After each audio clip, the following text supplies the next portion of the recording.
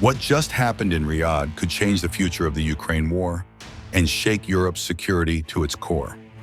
A high-stakes meeting between the US and Russia, held under Donald Trump's watch, without Ukraine at the table.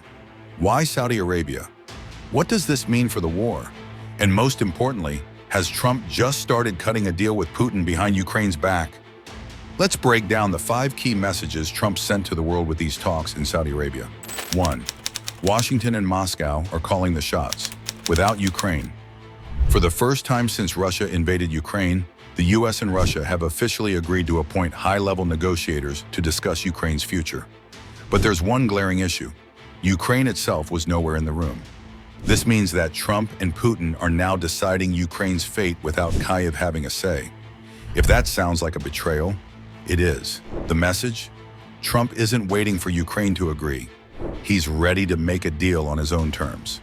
And I'm very disappointed. I hear that, they're upset about not having a seat. Well, they've had a seat for 3 years and a long time before that. This could have been settled very easily. A half-baked negotiator could have settled this years ago without the loss of much land, very little land, without the loss of any lives, and without the loss of cities that are just laying on their sides. You have those magnificent golden domes that are shattered. The whole civilization has changed because of what. So when they're worried about not being seated, you mean somebody that should have gone in and made a deal a long time ago? You could have made a deal. This is one that could have made a deal. There was no talk of this during the Trump administration. Putin would have never, ever done it. 2. Trump's big pivot, rebuilding Russia's global standing. Remember Biden's aggressive policy of isolating Russia with sanctions and military aid? Trump just flipped the script. His administration, led by Marco Rubio in Riyadh, signaled openness to restoring diplomatic ties, even discussing economic cooperation with Moscow. Does this mean sanctions could be lifted? Will the US hand Russia an economic lifeline? The world is watching, especially Europe, which has poured billions into Ukraine's defense. Первое и, наверное, самое срочное, и тем более не самое сложное, это обеспечить скорейшее назначение послов России в США и США в России. Второе, снять те препоны, которые долгие годы, прежде всего администрации Байдена в последние 4 года, строились на направлении наших дипломатических миссий. 3. Ukraine and Europe left out in the cold. Zelensky has made it clear no deal should be made without Ukraine. But Trump didn't just exclude Ukraine, he also left out America's European allies.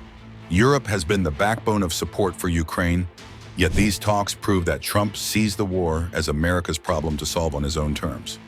The EU is scrambling. Macron and others are calling for unity. But the cracks in Europe's resolve are now impossible to ignore. The Russian-American meeting in Saudi Arabia was a surprise for us, just like to many others. Yes, we saw all this information from the media. I am convinced that it is fundamental for Ukraine, for our region, and for Europe that any negotiations on ending the war should not take place behind the backs of the key actors affected by the consequences of Russian aggression.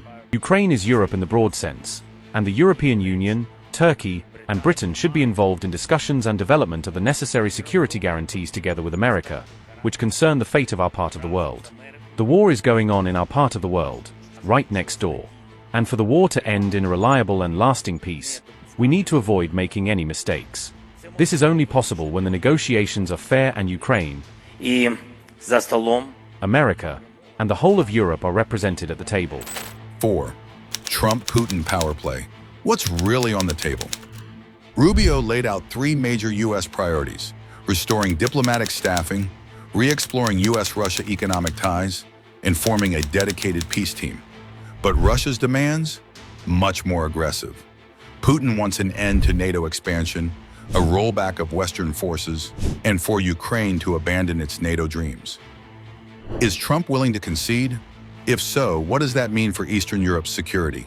Философия-то у европейцев никуда не делась, поэтому я не знаю, что им делать за переговорным столом. Если они будут вот так выцыганивать какие-то лукавые идеи про заморозку конфликта, а сами по обычаю, по своему и по своему нраву и привычкам будут иметь в виду продолжение войны, то зачем их туда приглашать? 5. Saudi Arabia, the new global power broker. Why did Trump choose Saudi Arabia for these talks? It's a strategic masterstroke. The kingdom has managed to walk a fine line, maintaining ties with both Russia and the West while avoiding direct involvement in the Ukraine war. And now it's hosting talks between two superpowers. For Saudi Crown Prince Mohammed bin Salman, this is a massive diplomatic victory, lifting his global standing after years of Western backlash over human rights abuses. Could Riyadh emerge as the ultimate mediator in global conflicts? Trump has sent a clear message. He is rewriting the Ukraine war narrative, without Kyiv, without Europe, and possibly at a cost that no one is ready to admit. Is this the beginning of an American deal with Russia? Will Ukraine be forced into a settlement it never agreed to? And will Europe now have to choose between following Trump's lead or resisting him? One thing is certain, what happened in Riyadh is just the beginning. The real battle is not just on Ukraine's front lines, but in backdoor negotiations where the fate of nations is decided. The question is, who really wins?